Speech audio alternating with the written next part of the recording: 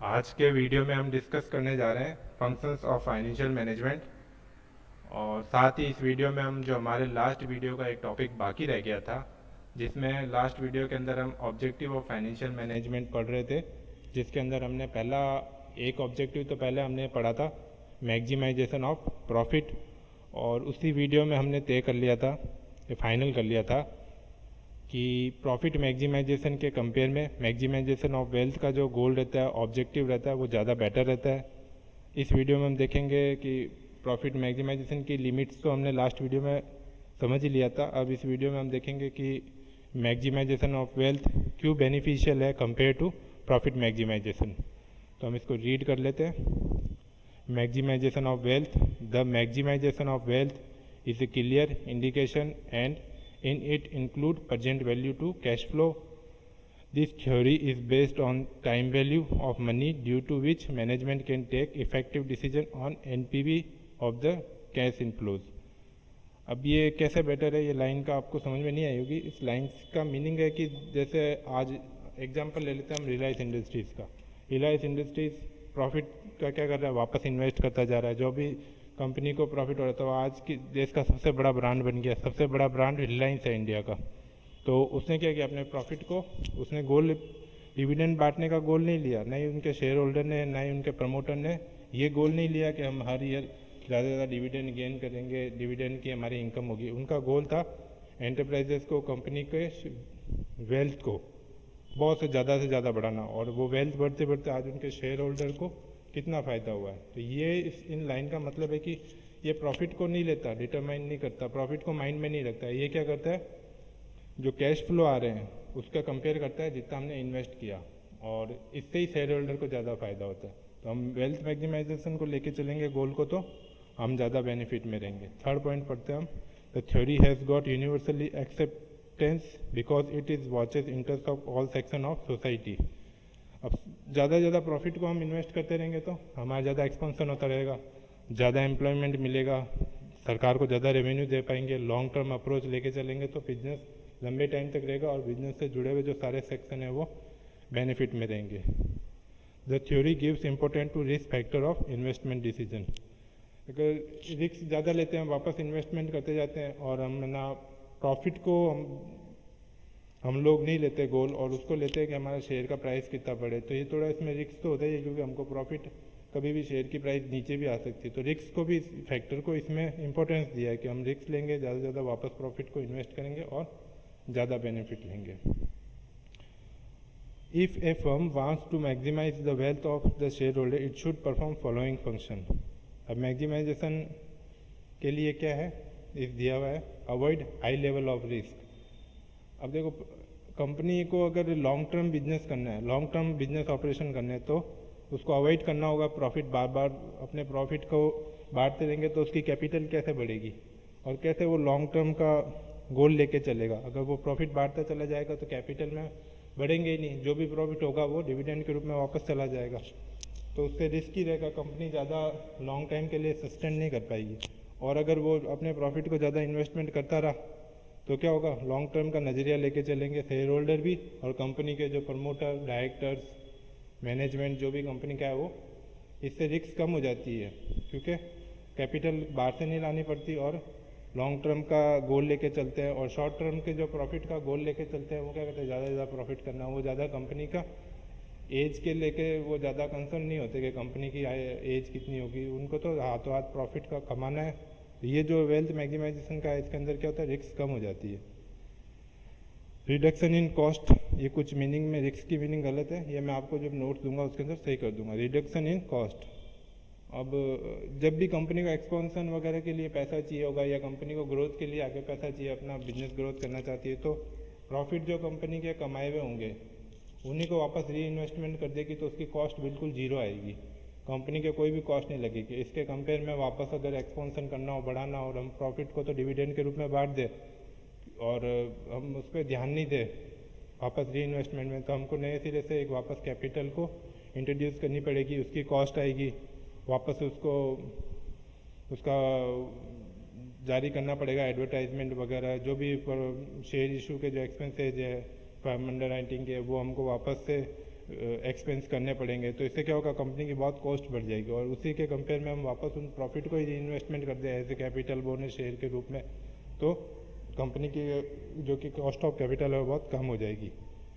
पे डिविडेंड्स, अब जब हमको ज़्यादा से ज़्यादा हमारा गोल क्या है कि हमको मैक्सिमाइजेशन ऑफ वेल्थ करना है, तो उसके अंदर एक क्लियर इंडिकेशन होता है कि भाई बहुत लोअर रेट से डिविडेंड बांटना है या बांटना ही नहीं है, या फिर धीरे धीरे जैसे जैसे कंपनी की कैपिटल बढ़ती जाए तो कंपनी डिविडेंड बांटते रहते। तो एक सीधी सी ना पॉलिसी मैनेजमेंट को मिल जाती है कि पहले या तो बांटना ही नहीं है, फिर या फिर लोअर रेट से बांटना है और धीरे धीरे उसको इंक्रीज करना है। फोर्थ है सीक ग्रोथ। जब कंपनी ग्रोथ का एस्पेक्ट लेके चलती है तो वो ग्रोथ को अवसर को तलाशती है। सीधा सा हिसाब है कि आप है ना प्रॉफिट को वापस इन्वेस्टमेंट करते रहोगे और वेल्थ को बढ़ाने की ओर ध्यान दोगे, तो सीधा सीधा है कि कंपनी ग्रोथ की तरफ देख रही है और कंपनी के जो मार्केट का जो रिटर्न है उसके कंपेयर में कंपनी का बहुत ज़्यादा रिटर्न है, इसलिए वो अपने प्रॉफिट्स को वापस इन्वेस्टमेंट कर रही है। Last time maintain market price of share. अब जब कंपनी डिविडेंड नहीं बांटती है तो कंपनी का क्या होता है, कंपनी का वो जो डिविडेंड का पैसा है वो शेयर की प्राइस में ऐड हो जाता है। शेयर मार्केट में सारी कंपनियां लिस्टेड ही होती है, और डिविडेंड के रूप में बांट देती है तो वो पैसा कम हो जाता है, क्योंकि वो पैसा कंपनी से बाहर चला जाता है। डिविडेंड के रूप में तो शेयर होल्डर के पास आ जाता है, और जो पैसा डिविडेंड के रूप में नहीं बांटती और कंपनी अपने वापस री इन्वेस्टमेंट करती है, वो पैसा शेयर की प्राइस में एक तरीके से ऐड हो जाता है, क्योंकि कैपिटल की वैल्यू को जाके बढ़ा देता है प्रॉफिट। अब हमारा ये हो गया मैक्सिमाइजेशन वेल्थ, हमने कंप्लीट कर लिया। अब हम इस वीडियो का जो सेकंड पार्ट करेंगे, फंक्शंस ऑफ फाइनेंशियल मैनेजमेंट। इसको रीड करते हैं। In a business enterprises the finance manager has to perform such important function which are known as to be finance function. The view of financial consultant are not same about the functions of financial management and their name. ये कह रहा है कि financial function जो है उसके बारे में कंसल्टेंट्स के अलग अलग व्यू है, सब ने अलग अलग प्रकार के फंक्शंस बताए फाइनेंशियल मैनेजमेंट के। Different financial consultants tell different names of the same function. For example, some consultants have given the name of different decision taken by the forum such as investment decision, financing decision, dividend policy decision, and some other has given the name planning of financial management, office collection of funds and answer of the some special problems. Some consultants have given the name recurring financial function, non-recurring financial function and routine financial function, and they are divided accordingly. Accordingly to our convenience, we are dividing function into 3 types. अब सब अलग अलग जो expert थे finance के, उन्होंने अलग अलग नाम दिए, अलग अलग फंक्शन के अलग अलग नाम दिए, लेकिन हमने अपने सुविधा के हिसाब से 3 भागों में डिवाइड कर लिया, 3 पार्ट में। पहला है recurring function, recurring financing function, second है नॉन रिकरिंग फाइनेंसिंग फंक्शन, और थर्ड है रूटीन फंक्शन। तो सबसे पहले हम ले लेते हैं रिकरिंग फाइनेंसिंग फंक्शन। ये क्या, ये वो होते हैं कि जो कंपनी को जैसे मंथली, क्वार्टरली, बार बार परफॉर्म करना है। रिकरिंग का मतलब होता है जो पुनरावृत्ति होती रहती है, जो बार बार रिपीटेशन होने वाले काम होते हैं, तो वो होते हैं रिकरिंग फाइनेंसिंग फंक्शन। इसके अंदर हम पहले लेते हैं प्लानिंग फॉर फंड्स। तो सबसे पहले क्या होता है, फाइनेंस मैनेजर को प्लान करना पड़ता है कि हमको कितनी क्वांटिटी में हमको कैपिटल चाहिए और कितने टाइम पीरियड के लिए चाहिए। अगर कंपनी का ऐसा बिजनेस है कि वो 5 साल बाद ख़त्म हो जाएगी, कंपनी का जो काम है वो ख़त्म हो जाएगा, उसके बाद काम नहीं मिलेगा, तो शॉर्ट टर्म के लिए चाहिए, लॉन्ग टर्म के लिए चाहिए, तो वो कंपनी क्या करेगी, शेयर मार्केट के थ्रू जाएगी। ये सब प्लानिंग करना पड़ता है कि कहाँ से फंड रेज करें और कितने टाइम का चाहिए, कितनी क्वांटिटी में चाहिए। फिर क्या, डिटरमाइन द कैपिटलाइजेशन। फिर कैपिटलाइजेशन हाँ जब तय हो जाता है कि नहीं शेयर से करना है या लोन से करना है, तो डिटरमाइन कर लेता है। पहले तो वो पहले पॉइंट में तो हमने देखा था कि वो क्वांटिटी और टाइम पीरियड का पता कर लेता है कितना चाहिए, फिर वो किस किस सोर्सेज से चाहिए ये पता करेगा। Third point, policy to determine selection of various sources of fund to determine investment in movable and immovable assets. जब फंड आ जाएगा तो फिर वो देखेगा उसको कहाँ इन्वेस्टमेंट करना है। वे तो फाइनेंस मैनेजर पहले ही तय कर लेता है कि हमको फंड की क्यों नीड होगी और उसको कहाँ का इन्वेस्टमेंट करना है। लास्ट है the policy to determine the income and its distribution. तो वो क्या करता है कि ना कंपनी का प्रॉफिट को वापस कहाँ इन्वेस्टमेंट करना है, या वापस है ना डिविडेंड के रूप में बांटना है या वापस इन्वेस्टमेंट करना है, ये भी वो फाइनल कर देता है। यहाँ पे इट्स है, ये भी मैं क्लियर सही कर दूंगा जब मैं आपको ग्रुप में नोट शेयर करूँगा। अब सेकंड जो फंक्शन है रिकरिंग का, वो है रेजिंग ऑफ फंड। जब वो सब पॉलिसी बना लेता है कि किस सोर्सेज से लेना है, कितनी क्वांटिटी में चाहिए, कितने पीरियड के लिए चाहिए, तो वो क्या करता है कि फंड रेज करना शुरू करता है। अब अगर लॉन्ग टर्म के लिए चाहिए तो शेयर मार्केट के थ्रू जाता है, फिर वो ब्रोकर वगैरह तय करता है, खूब सारे इंटरमीडिएट होते हैं। अब सबका आपको ध्यान है, अंडर राइटिंग कराना बहुत कंपनी एक्ट के अकॉर्डिंग मैंडेटरी अंडर राइटिंग कराना, तो वो सब वो तय करता है कौन अंडर राइटर होगा, प्रॉस्पेक्टर इशू करने के काम, ये सारे काम फंड रेजिंग ऑफ फंड के अंदर आते हैं। या फिर लोन लेना है तो लोन के थ्रू तो कौन सी बैंक से लोन लेना है, डिबेंचर इशू करना है, ये तय करता है। उसके बाद मेन इंपॉर्टेंट काम है अलोकेशन ऑफ रिसोर्सेज। ये मॉडर्न अप्रोच के अंदर क्या हुआ, अलोकेशन ऑफ रिसोर्सेज का काम भी फाइनेंशियल मैनेजर को अलोकेट कर दिया, जिसके अंदर वो पहले ही ये प्री डिटरमाइंड होता है कि जो फंड रेज किया वो किस काम के लिए किया है, तो उसके अकॉर्डिंग वो उसका एलोकेशन कर देता है। फिक्स एसेट्स में करना है या वर्किंग कैपिटल के लिए चाहिए या इमूवेबल एसेट्स के लिए चाहिए, किसके लिए कैसे बिजनेस की रिक्वायरमेंट है उसके हिसाब से एलोकेशन कर देता है। फोर्थ है कंट्रोल ऑफ फंड, ये भी बहुत इंपॉर्टेंट है। फंड को इन्वेस्टमेंट करने तक कि इसके काम लिमिटेड नहीं है। फाइनेंस मैनेजर बार बार देखता रहता है कि हमने जिस एम्स के साथ, गोल्स के साथ इन्वेस्टमेंट किया उसके बराबर हमारे इनफ्लोज, कैश के इनफ्लोज आ रहे हैं या नहीं आ रहे हैं, कौन से सेक्शन में कुछ कमी रह रही है, तो वो क्या करता है बार बार रिकरिंग फाइनेंसिंग फंक्शन के अंदर क्या करता है, बार बार अप्रेजल रिपोर्ट देता है और कहीं पे अप्रेजल रिपोर्ट्स को इवेल्युएशन करता है, जो हमने गोल तय किए उसके अकॉर्डिंग काम हो रहा है या नहीं हो रहा, नहीं हो रहा तो वो कुछ करेक्टिव एक्शन लेता है, सुधार करता है कि भाई कौन से सेक्शन में सही काम नहीं हो रहा है, तो उसको रिपोर्ट्स को मैनेजमेंट को देता है, मैनेजमेंट उस पर एक्शन लेता है कि इसको सही किया जाए। फिफ्थ है एलोकेशन ऑफ इनकम। अब एलोकेशन ऑफ इनकम की डिविडेंड पे करना है या उसको वापस री इन्वेस्टमेंट करना है, ये डिसीजन भी फाइनेंस मैनेजर ही लेता है कि अगर रिक्वायरमेंट देखता है, अगर मार्केट में पैसा लेना वापस शेयर मार्केट के थ्रू जाना है या डिविडेंड को वापस री इन्वेस्टमेंट कर देना है, कि जिससे कि कंपनी को क्या है फ्री ऑफ कॉस्ट कैपिटल मिल जाए और कंपनी को वापस, अगर एक्सपेंशन का आइडिया है कंपनी का और आगे ग्रोथ है, अच्छी कंपनी का रिटर्न आ रहा है, तो वो क्या कर देगा, एलोकेशन कर देगा, और कंपनी अच्छा परफॉर्म नहीं कर पा रही है तो डिविडेंड के रूप में उसको डिस्ट्रीब्यूट कर देगा। 6 है coordination with other department of firm.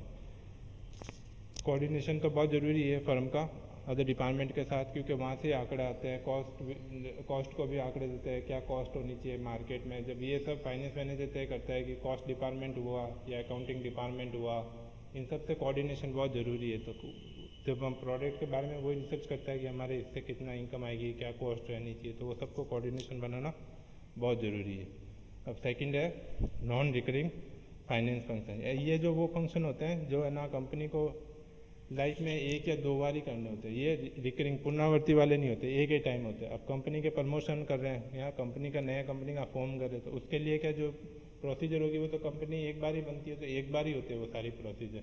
Research करना, कितना फाइनेंस, कितना पैसा चाहिए, क्या चाहिए, जो फर्स्ट टाइम जो कैपिटल इशू होती है, ऑथराइज कैपिटल वगैरह डिसाइड करना, ये जो सारे काम होते हैं वो एट ए टाइम एक बार ही होते हैं, उसको बार बार करने के नहीं होते। या फिर कंपनी वाइंडिंग हो जाती है, लिक्विडेशन में चली जाती है, तो वो भी काम क्या होता है, बहुत रेयर होता है। कंपनी एक बार बंद होने के बाद वो कंपनी में वो दूसरा काम वापस नहीं होगा, तो ये भी क्या होगा, नॉन रिकरिंग है, मतलब वापस रिपीटेशन वाला काम नहीं है। इसके अलावा हो सकता है कभी कंपनी का रिस्ट्रक्चर करना हो, मर्जर, लिक्विडेशन, तो ये क्या काम ज़्यादा बार बार रिपीटेशन होने वाले नहीं है। ये ऐसे काम है मर्जर, अमालगमेशन, या कंपनी के वापस अलग अलग टुकड़े हो रहे हैं, तो आप पहले मर्जर हुआ तो वापस अलग अलग कर रहे हैं, या ऐसे जो फंक्शन है प्रमोशन के, लिक्विडेशन, वाइंडिंग अप के, ये जो सारे काम है वो वापस रिपीटेशन होने वाले नहीं है। वो जो सारे काम है वो नॉन रिकरिंग फाइनेंसिंग फंक्शन के आते हैं। थर्ड है रूटीन फंक्शन। रूटीन फंक्शन भी बहुत इंपॉर्टेंट है। अगर डेली रूटीन के काम नहीं करेंगे तो वर्किंग कैपिटल की शॉर्टेज पड़ जाएगी, और शॉर्टेज से हो सकता है कंपनी इंसॉल्वेंट हो जाए, अपने क्रेडिटर्स को रेगुलर पेमेंट नहीं कर पाए। इस केस में भी क्या होगा, कंपनी के ये काम भी बहुत इंपॉर्टेंट है। तो पहला इसमें supervision of receipt of care and is distribution. तो कैश रिसिप्ट जो आ रहे हैं वो वापस कंपनी जो सेल कर रही है उससे बराबर रिसिप्ट आ रहे हैं कि टाइम पे टाइम नहीं आ रहे हैं, और उसमें कुछ कमी तो नहीं है, और उसको वापस डिसबर्स कैसे करना, हम अपने क्रेडिटर्स को, डेटर से जो पैसा आ रहा है, रिसीवेबल जो आ रहा है, वो हम उसको स्टॉक लेने में, कितना स्टॉक लेने में काम में ले रहे हैं, कितना हम क्रेडिटर्स को पेमेंट में, कितना सैलरी में, कैसे उसका जो मैनेजमेंट करना है वो सारा फाइनेंस मैनेजर ही करता है। और इसके लिए क्या होता है कि कुछ उसको सबॉर्डिनेट मिलते हैं, क्योंकि ये ज़्यादा क्लर्क लेवल का काम है, लोअर से एम्प्लॉयज़ होते हैं उनकी हेल्प से ये काम करता है, उनको ये काम एलोकेट कर देता है और उस पर ऑब्जर्वेशन रखता है, उसका मैनेजमेंट करता है। सेकेंड है keeping the cash balance properly and safely, मतलब कैश का फ्लो बराबर आ रहा है या नहीं आ रहा है, उसका बैलेंस बराबर कंपनी की रिक्वायरमेंट के हिसाब से है कि नहीं है, कंपनी को कैश की शॉर्टेज तो नहीं है या कैश ज़्यादा कंपनी के पास है तो उसको वापस इन्वेस्टमेंट करना है, ये सारे काम भी फाइनेंस मैनेजर इस पर वॉच रखता है। थर्ड है keeping records of every transaction and account safely, ये भी क्लर्क लेवल का काम है, आप जर्नल एंट्रीज करना, लेजर्स वगैरह बनाना, ये जो काम है ये भी बराबर डेली रूटीन्स के हिसाब से हो रहे नहीं हो रहे, इस पर भी वॉच रखता है। फोर्थ है management of credit transaction, credit transaction का मैनेजमेंट करना बहुत ज़रूरी है, क्योंकि कितना डिस्काउंट देना है, कितने टाइम से वापस अपने पास पैसा आ जाना चाहिए और कितना हम टाइम में पेमेंट कर देते हैं, जो क्रेडिट के ट्रांजेक्शन होते हैं उनके ऊपर वॉच रखता है। फिफ्थ है safety of securities and important documents, तो सिक्योरिटीज़ जो इन्वेस्टमेंट है उसका भी ध्यान रखता है, उसके बराबर डॉक्यूमेंटेशन, कहाँ इन्वेस्टमेंट किया और कैसे उसको रीसेल करना है या किस पर्पज़ के लिए है, तो वो पर्पज़ आ गया तब उनको सिक्योरिटीज़ को सेल करना और जब तक उनको सेफ रखना। 6 पॉइंट है administration of pension and welfare scheme, तो एम्प्लॉयज़ की जो पेंशन स्कीम होती है या वेलफेयर की कोई स्कीम आती है उनको शेयर देना या फिर उनके जो भी नेसेसरी है उनके कामों के लिए पेंशन, ग्रेजुटी, ये जो सारे काम वेलफेयर के अंदर आते हैं, इनके स्कीम्स के ऊपर भी फाइनेंस मैनेजर ध्यान देता है। Provide information to the top management, अब जो भी रिपोर्ट बनाती है, अप्रेजल रिपोर्ट या फंड बराबर जो हमने इन्वेस्टमेंट किया उस गोल के हिसाब से वापस हमारे पास फ्लोज आ रहे हैं या नहीं आ रहे, किस सेक्शन में कमी है, कहाँ पे कुछ करेक्टिव एक्शन लेने हैं, तो ये सारी रिपोर्ट बना के मैनेजमेंट को देता है। लास्ट है obeying the government rules and regulation, काम के अंदर क्या गवर्नमेंट के रूल्स रेगुलेशन है, फाइनेंस के अंदर के किस प्रकार से फंड रेज करना है, क्या रिक्वायरमेंट है, सेबी की रिक्वायरमेंट पूरी करना हो या कंपनी लॉ की, इनकम टैक्स की, ये सारी रिक्वायरमेंट पूरी करने की जिम्मेदारी भी फाइनेंस मैनेजर लेता है। जब फाइनेंस मैनेजर जब इसके लिए हो सकता है कि किसी लीगल ओपिनियन ले ले, लीगल सर्विसेज ले ले, लेकिन जिम्मेदारी फाइनेंस मैनेजर की ही होती है। लास्ट में आपके असाइनमेंट्स है जिसके अंदर 2 क्वेश्चन है, state the recurring finance function और state the routine finance functions. Okay, thank you.